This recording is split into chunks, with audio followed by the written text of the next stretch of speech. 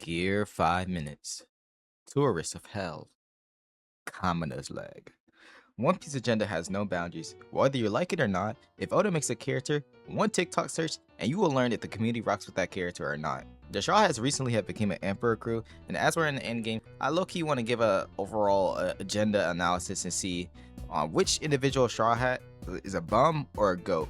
Now, this theory has been practically out for 20 years. Y'all better be grateful I'm giving a spoiler warning on this video. As you can see on the screen, there will be spoilers for these current arcs. As you saw by the title, a lot of the community, me included, honestly. Weekly, we usually watch Oda drop some BS. Kidding, but Oda, you gotta watch what you're saying in these dialogues. By the time the Princess of Vesperia was 14 years of age, tales of her beauty had spread.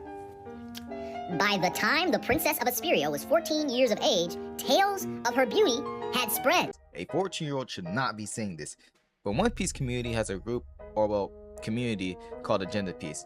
They usually do like predictions or like make AI rotoscoping of your favorite character doing like the King Yazir or something.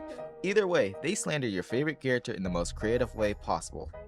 The Straw Hat Pirates are one of those groups, and I will give an analysis about each Straw Hat from Just Rosa up to chapter 164 or 1164, whatever the most recent chapter is. And the main questions of the video is going to be, A, is this Straw Hat a bum or a goat?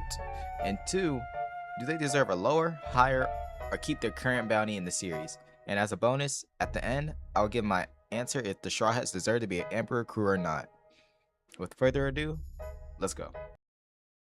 Ah, yes, the Minority Hunter. Okay, jokes aside, Zoro's actually a pretty interesting one to start off with. Now, a lot of his opponents is somewhat dark, and when you start from Just Rosa all the way to current, you start to notice a pattern. You see what I'm talking about, right? Okay, but let's go back to the original point.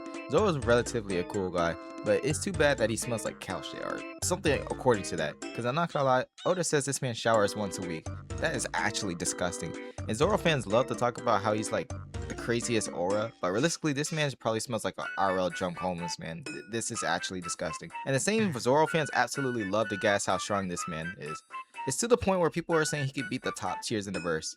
Like, you can't look at me with a straight face and say Zoro is going to beat Roger at this point in the story. People will literally just say this shit and just be serious with it. Now, to catch up with the recent events on Elbaf, I'm going to summarize in the shortest format possible. Now, Usopp just watched Gunko being possessed by the king of the world. He's like, "Yeah, you bitch ass niggas that got a problem with me, come kill my uncle about it." So Emo just says, fuck it, I'll pull up. And then he's telling the old niggas like, the big move must handle this himself, or some BS, I don't know, something like that. And as of recently, with Zoro defeating King, his self-proclaimed title, King of Hell, dork, he's the first one to encounter the big move. And you wanna know how he's the first one? Well, I mean, take a long look at Emu's character. This man Zoro insta-locked his target, and Emu just pulls out a finger and he just tells him to fuck off. Bro, I'm not gonna lie, this shit was hilarious to read in real time. Spoilers had already dropped for this, and he was just being slaughtered by the community. Though, he was down for a count for a bit, and he's back in the fight apparently. But now, there's those Zoro fans who are gonna say, well, Emu is actually a major antagonist. Of course he's gonna be super strong. If that's your excuse, why is the King of Hell not able to match Emu? A little squirrel named Ragnar is actually just the GOAT, and he's actually able to match him. Bro, he just got introduced and he's already stronger than like 95% of the crew. Come on, man, there's no excuses. Overall, I don't really think Zoro is necessarily a bum, but I do think his nonchalant act gets boring overall. Keep his bounty, but just giving yourself a title you're not ready for is just boring. Overall, he's not a bum. On to the next person. Ah, favorite FedEx employee, Jimbei. A silly blue fish man, don't get me wrong. I think all of us for sure messed with Jimbei, especially pre-time skip. That man practically carried every decision Luffy was making in Impel Down and after. He even assisted with fixing Luffy's mentality after his mans got smoked. Rest in peace to Ace though. But after Whole Cake Island, with his little aura farm with, why would I be intimidated by a real emperor? After he joined the crew, I'm not gonna lie, besides beating, what was his name? Who's Who? Bro, I had to look up his name. I generally don't remember anything about this guy after Wano. This man has just been a FedEx employee for the crew. He has yet to have any major moments. I'm not saying Oda has to specifically give this man a major moment, but like, he hasn't done really anything. He's just been sidelined the entire time. During Lucci's fight with Zoro, practically Jimbei was flying with Vegabug shoes for like 15 episodes. It starts to get to a point where a lot of side group members get sidelined, especially when this dude has a billion bounty. Well, to be fair, he's got the experience, so I can't even really hate on the bounty. But Oda, you gotta give this man some more respect. So previously, a couple chapters ago, Gunko and a Holy Knights pull up. Some of the Straw Hats attempt to make an attack. You know, Nami uses her usual Zeus technique, blah blah blah. She got parried, bro. Oh my god. Hey, you wanna know who goes next? Usopp shoots an explosive shot and ooh, wait, look. Oh my. Alright, Jimbei, it's time for you. Jimbei usually throws up his 1,000-pound brick move, whatever it's called, and he throws that up and that shit also got carried. Everybody immediately just gets captured and it's just a brick backstory right after. Oda, it's unbelievable you have Sanji and Jimbei around the same body, with Sanji relatively holding his own against a Holy Knight. Meanwhile, a FedEx employee can't get the job done. Overall, he ain't a bum, but he deserves proper treatment, bro. I don't think he deserves a billion bounty yet, but after this arc, I think he'll be solidified. Everyone knows who this man is. Franky, Kati Flam, you know who he is. Whatever you want to call him, fighting with Senior Pink in a fair one-on-one and just absolutely dominating, to pulling up with that car and running Big Mom over. Even with recently an Egghead defeating a Vice Admiral, this man doesn't even need hockey. This man is just a GOAT. Why need hockey and all this complicated BS when we got strong right? This man has no hockey, no insane power up. He's just casually using the powers he's had since time skip, and he's still dominating. This man is like the LeBron James of the community. Majority of the people in this community recognize him as the absolute GOAT, and it's honestly just really respectable at this point. This man ain't afraid to confront an emperor. Even if we know that boy might lose, he has peak confidence in his squad and everyone else. As we look into this man's win to loss ratio, this man has yet to lose a singular fight one-on-one. There is no character like this guy in this series with the insane stat line like this, and Oda practically keeps this man on the sideline through the recent arcs like Elbaf. But still, he's still gonna put in his work regardless what arc it is. That man is a true Hall of Fame player. He is a GOAT, and honestly, frankly deserves a higher bounty. Put some respect on his name instead of using the Sunny as a bounty. Come on, man. Now, you really can't talk about this series without Monkey D. Luffy. He's honestly one of my favorites in this series, and especially with Gear 5, that transformation with him being able to manipulate the stuff around him with like Toon Force was actually a really great idea. You gotta give Oda his props, I'm not gonna lie. But practically with any fight with Luffy has to go all out with Gear 5, it doesn't even really feel like an impactful fight after Kaido. I'm not gonna lie. Gear 5 generally lasts like for 5 minutes. But like Luffy versus Kizaru, whenever you use like Snake Man against Kizaru, that man still got absolutely rocked. And when Luffy just locks in and just turns on the drums and all that BS, finally goes Gear 5, and let's actually talk about this fight real quick. I've never really heard the people use over animation before until this fight, at least in my point of view. But eventually he runs out of Gear 5, and with some sheer plot, someone feeds him. Come on, man. Mid-fight, are you serious? Come on, Oda, you put heavy stakes on this arc and you just give the most plot armor comeback to Luffy in this entire arc. Practically a lot of Luffy lovers in this community love to upscale him into the top 5. That man Luffy is not beating rocks. Let's just be realistic. Come on, man. I'm sorry, but until Luffy fixes that issue, that man does not get into the top 5 at all right now. Gear 5 minutes is literally fighting Emu right now, and I kid you not, if that transformation runs out, call it wraps, Loki and Ragnar are not soloing Emu. And despite this, I kind of feel bad for Luffy because at this point, they just fought 5 big-ass demons.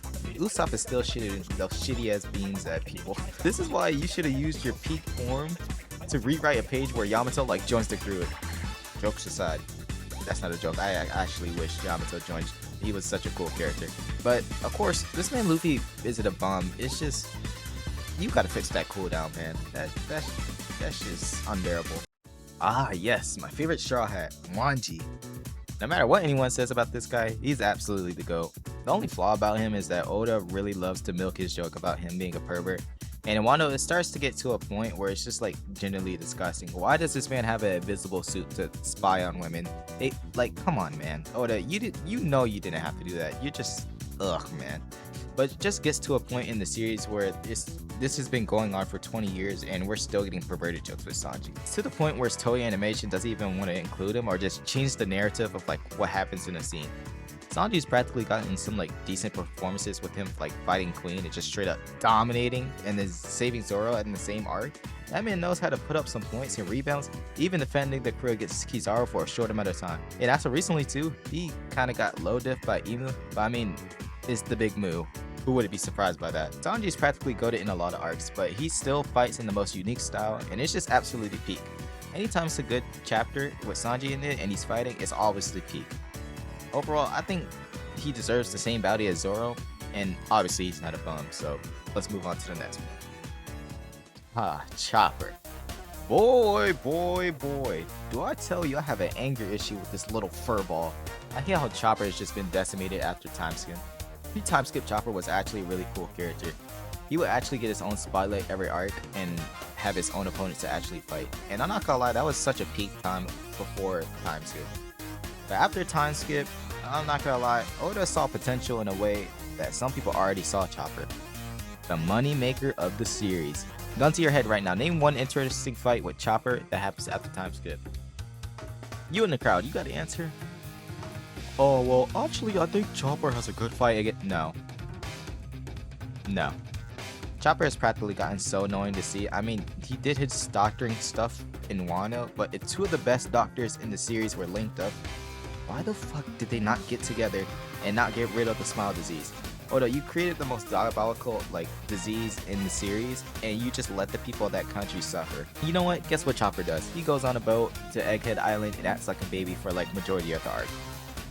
Bro, Oda, this man is pushing a grown man. Pack it up, man.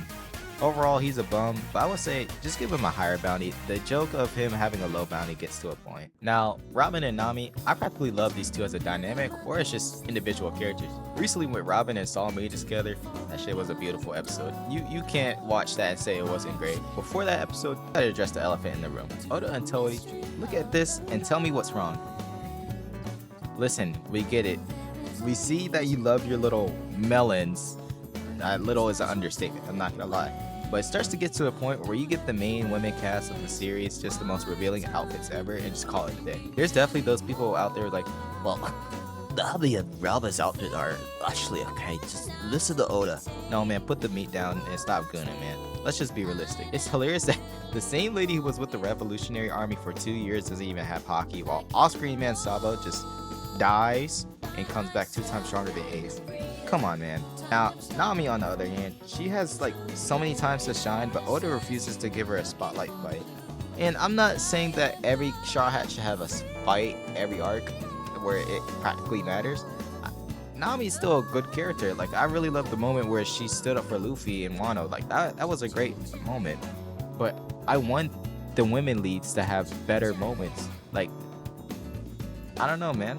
Maybe that's just me, but I feel like they're so strong, but Oda loves to just downplay them a lot and give them random filler fights. The only I feel like the only person that has gotten the right treatment is just Robin. I don't know. Overall, I think their bounties are okay, but Oda, just please lock in with the women. Come on, bro. Why does Gunko have this revealing outfit? She's not even the main target, and it starts to get to a point, man. Now, if you're a big One Piece fan, you gotta be aware that 80% of the community basically wants this man dead. Usopp, aka Bumsop. Now, before any Usopp fans actually take me down, I actually don't hate Usopp. I do want him to be successful. I want him, Usopp's actually a good guy. Don't get me wrong. Oda genuinely does not want him to do anything. I'm sorry. Ever since we got the reveal of Usopp being able to use observation Haki in Dressrosa, we haven't seen this man actually do anything in ages. And it starts to get to a point where Elbeth, the arc where everyone says, yo, this is Usopp's arc, bro. Usopp's about to go crazy, bro. He's yet to do anything impactful. Practically, this man, Brook, stole his whole arc. Come on, man. I understand his character is a scared, brave guy. We've been watching for ages. We're in such the deep part of a story where his character is just way behind the crew in terms of keeping up, and it just irritates the whole community. It's gotten to the point where Usopp fans literally create their own fan mangas to make him rival top tiers in the verse. Overall, Usopp is a bum, but hopefully Oda locks in with him during Elbeth. Bounty just needs to be a bit lower. Now finally, at least, I actually really like Brook a lot, and compared to time skip or free time skip, this man Brook has been moving like Courier at least every other arc. With Whole Cake Island, this man made a whole copy of the Poneglyphs, defending himself against an Emperor aka Big Mom. Someone's practically even top 15 of the verse all time. Nobody else in the crew is pulling that off. At least besides Sanji and Zoro, of course the main three. Brook is just absolutely a goat in time skip. His outfits, designs, everything about bro has always just been clean as hell, I'm not gonna lie. Even with his face reveal now, he just looks goated. I can't even hate on Oda.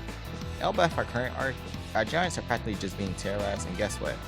Brook does not care. Mid fight, this man Brook says, Usopp, I heard it's your art.